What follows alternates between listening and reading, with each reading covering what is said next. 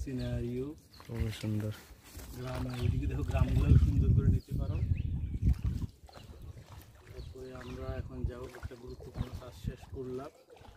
ওই দেখো একটা হাঁসের খামার দেখতে পাচ্ছ? জি জি, ভাসমান। আমাকে নাও তুমি, আমাকে নাও। এটা হলো ভাসমান একটা হাঁসের খামার। তোমার ভিডিও আসতেছে আমি জানি না। জি আসতেছে। এর পাশে এই যে রাত্রে বা দিনের থাকে, রাত্রে চলে যায়। এরকম ছোট ছোট অনেক মানে হাঁসের খামার 100, 200, 300, 500, 1000, 2000 পর্যন্ত 2000 ক্যাপাসিটির হাঁস খামার এই অঞ্চলে অনেক। এরা বিশেষ করে ওই দেখো, ওই দেখাচ্ছে আরো দেখা যাচ্ছে। হ্যাঁ, হাকালুকির একটা প্রান্ত, এখান থেকে হাকালুকি বেশি দূরে না। হাকালুকির যে হাওরটা বাংলাদেশের বা এশিয়া মহাদেশের সবচেয়ে বড় হাওর যেটা, সেই হাওরটা এই যে বর্ণি দেখা যাচ্ছে, বর্ণির থেকে একটু পাশেই 12 হাল পার হলেই হাকালুকি, 12 হাল না, 12 হাল পার হলেই বা ওই যে বর্ণি 12 হাল এগুলা পার হলে হাকালুকি হাওর দেখা যায়। আমার মনে হয় 2 কিলোর মতো হবে, বেশি না। আর হলো যে কাজির বন, ওই তো অনেক বড় হাওয়া, বড় লেখা, জুড়ি, কুলাউড়া, পাকশাইলের, তারপরে গোলাপগঞ্জের কিছু অংশ, সব কিছু মিলিয়ে এই বিশাল এই অঞ্চলে হাকালুকি হাওর। তো এই হাওরকে নির্ভর করে কিন্তু অনেক মানুষ জীবিকা নির্বাহ করে। তার মধ্যে প্রাণী সম্পদের হলো মহিষ খামারি, গরু লালন পালনকারী, ছাগল ভেড়া লালন পালনকারী এবং হাঁস খামারি।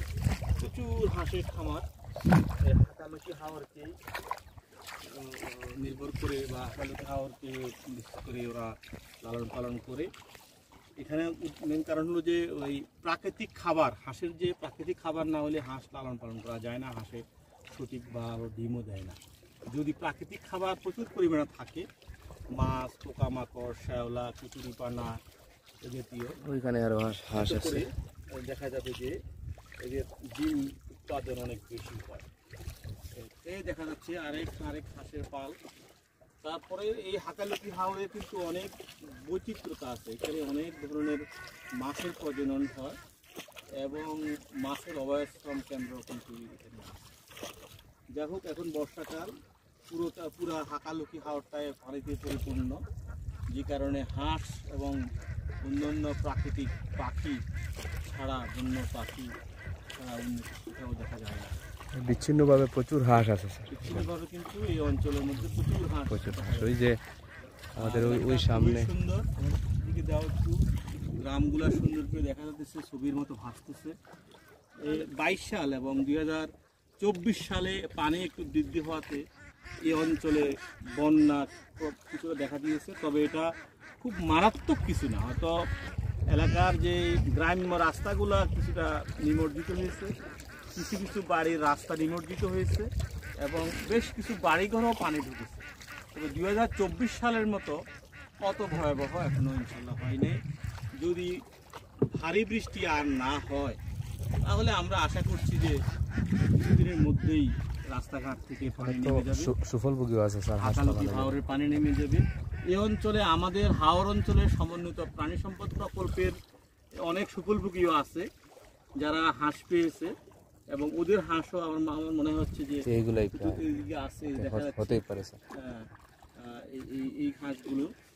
আর ক্ষুদ্র ক্ষুদ্র খামারি তো আছেই। আপনারা দেখতে পাচ্ছেন যে পশ্চিম দিকে অনেক নৌকা। এখন এই মানে এই গ্রামগুলার মানুষের প্রধান বাহন হচ্ছে নৌকা, এক বাড়ি থেকে আরেক বাড়ি বা উপজেলার হেডকোয়ার্টারে যাওয়ার জন্য নৌকা লাগে। দূরে পশ্চিম দিকে ওই দূরে বাড়ির ওই প্রান্ত অনেক বড় একটা হাঁসের পাল দেখা যাচ্ছে। আর যারা মৎস্যজীবী আপনারা দেখতে পাচ্ছেন, যারা মৎস্যজীবী আছেন ওনারাও কিন্তু মাছ ধরার জন্য বিভিন্ন সরঞ্জাম ব্যবহার করছেন, মাছ ধরছেন। এই হলো আমাদের এই বড়লেখার হাকালুকি পাড়ের মানুষের, জনসাধারণের বা জনপদের অবস্থা বর্তমানে। আমরা আসলে এই বড়লেখা উপজেলাটা একটা বৈচিত্র্যময় উপজেলা, যেখানে আপনি যদি দক্ষিণ ইউনিয়ন, দক্ষিণবাগ উত্তর ইউনিয়ন বা সদর ইউনিয়নের একটা অংশে যান, তখন আপনার কাছে মনে হবে যে আপনি পার্বত্য চট্টগ্রামে আছেন, যেখানে উঁচু উঁচু পাহাড়, মানুষগুলো উঁচু পাহাড় বা উঁচু টিলার মধ্যে ওদের বসবাস এবং ঘরবাড়ি। মনে হয় যে আমরা এখন মনে হবে যে পার্বত্য চট্টগ্রামের কোনো একটা উপজেলার মধ্যে আপনি আছেন। আপনি যদি তালিমপুর বা দাসের বাজার অঞ্চলের দিকে বা সদর ইউনিয়নের আরেকটা অংশে বা উত্তর শাহবাজপুরের দিকে যান, আপনার কাছে মনে হবে যে আপনি কুমিল্লার পুরো সমতল ভূমিতে আছেন, অর্থাৎ পুরোটা এই কয়েকটা ইউনিয়ন সমতল ভূমি, এখানে কোথাও কোনো পাহাড় বা টিলা জাতীয় কিছু নাই। আবার আপনি যদি বর্ণি অঞ্চল বর্ণি ইউনিয়নের দিকে আসেন বা আপনি যদি তালিমপুর ইউনিয়নের এক অংশের দিকে আসেন, তখন আপনাকে মনে হবে যে আপনি সুনামগঞ্জের হাওর অঞ্চলে বা নেত্রকোনার হাওর অঞ্চলে অথবা হবিগঞ্জের হাওর অঞ্চলে আছেন, কারণ একটা বিশাল একটা হাওর এলাকা, শাকালুকি হাওর এলাকা আছে। অর্থাৎ আপনার একটা উপজেলার মধ্যে 3 ধরনের বৈচিত্র্যতা আপনি দেখতে পাবেন এই বড়লেখা উপজেলায় আপনি যদি ভ্রমণ করতে আসেন। আর সবচেয়ে বড় কথা হলো যে বাংলাদেশের সবচেয়ে উঁচু জলপ্রপাত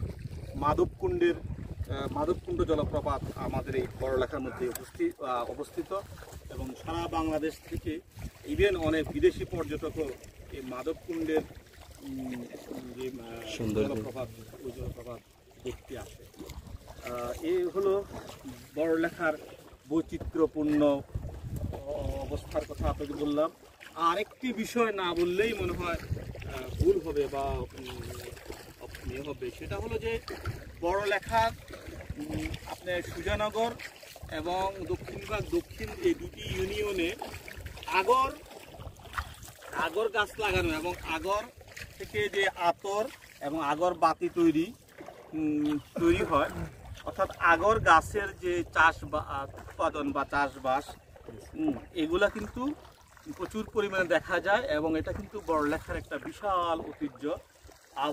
আবহমান কাল থেকেই এই বড়লেখার ওই 2-3টি ইউনিয়ন, ইভেন দক্ষিণ শাহবাজপুর অঞ্চলের মানুষও আগর আতর এইগুলো উৎপাদনের সাথে জড়িত।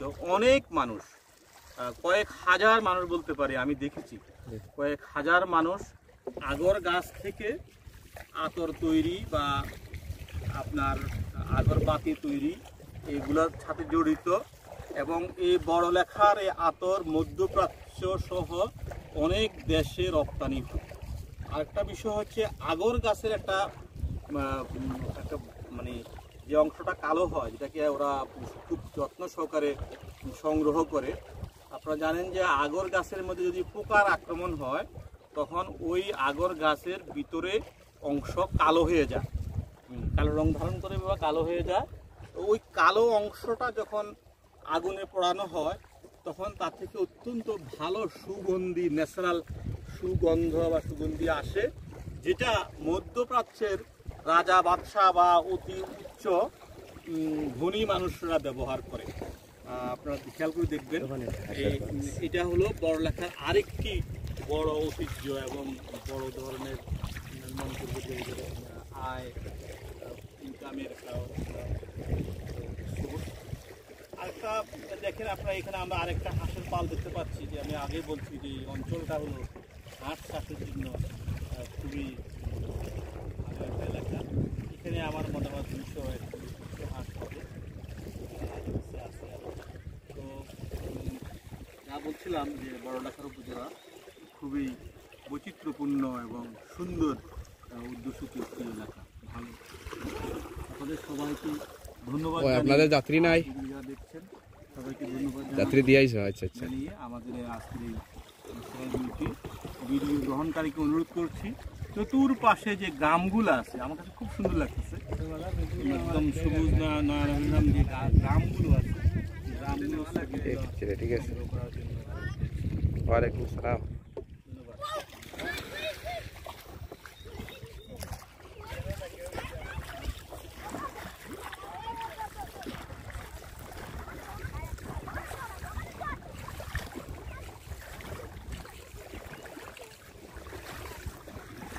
চতুর্দিকে একটি নৌকা, মানুষের একটি মাত্র বাহন নৌকা। লাস্ট সিন লেগে গেছে।